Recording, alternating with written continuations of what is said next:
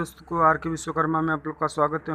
हम अभिनंदन करता हूं। काव्य दोष पर प्रकाश डालते हुए इसके भेदों पर प्रकाश डालिए। कहा जाता है कि काव्य दोष कहा जाता है कि जिसमें रस ज़्यादा हो जाए, उसे काव्य दोष कहते हैं। दोस्तों, इसे चार प्रकार के चार भागों में बांटते हैं।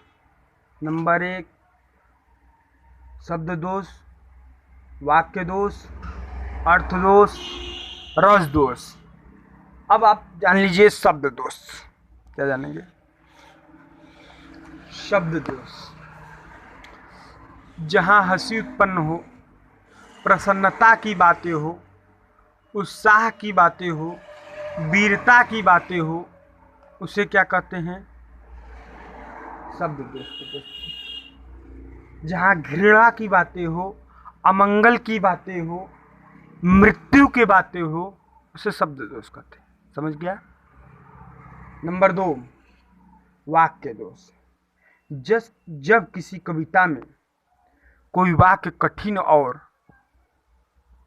इतना कठिन हो कि लोगों को समझ में ना आए, तो उसे वाक्य दोष कहते हैं। दोस्तों, जैसे कि मरण वचन सब जब सीता बोला, इसमें होना चाहिए मरण वचन जब सीता बोली, बोला नहीं होना चाहिए। दोस्तों, ये आप लिख दीजिएगा, मरण वचन जब सीता बोला, यही वाक्य दोष है।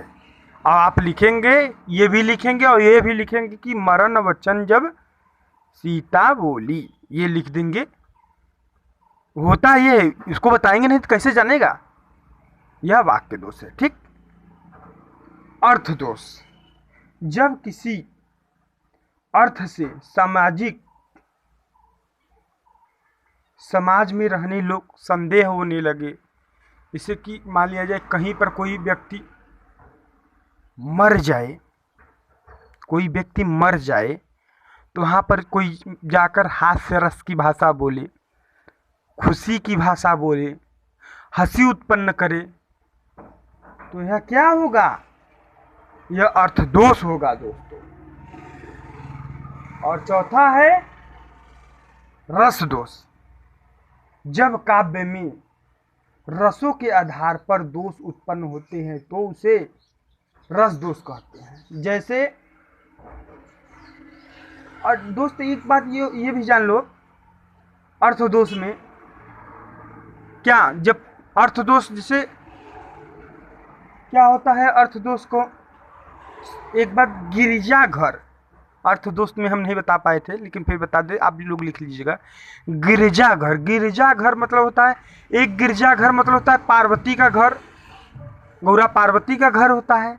एक गिरजा मतलब होता है दोस्तों, एक गिरजा मतलब गौरा पार्वती का घर होगा, और एक गिरजा मतलब होता है चर्च और ईसाइयों वाला होता है। इसलिए अर्थ प्रकट नहीं हो पाता, इसे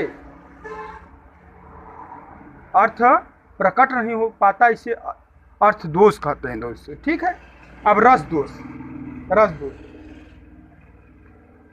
कहा जाता है कि जहां हंसी उत्पन्न हो, प्रसन्नता उत्पन्न हो।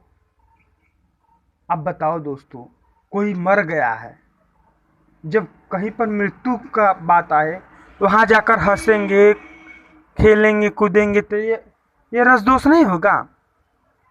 जो बात हमें समझ में ना आई, यह भी रस दोष है। दोस्त, कहा जाता है कि रस दोष, जब काव्य में रसों के आधार पर दोष उत्पन्न होते हैं तो उसे रस दोष कहते हैं। जैसे जब किसी कविता में करुण रस के स्थान पर हास्य रस का भी प्रयोग हो जाता है, वहाँ रस दोष हो जाता है। रस दोष के कारण कविता का भाव बदल जाता है, वह अपने मूल अर्थ को खो देता है, उसे क्या कहते हैं? रस दोष। समझ में आ गया होगा दोस्तों? इसे लाइक कर दीजिएगा और सब्सक्राइब अपने दोस्तों में शेयर कर दीजिएगा। नमस्कार।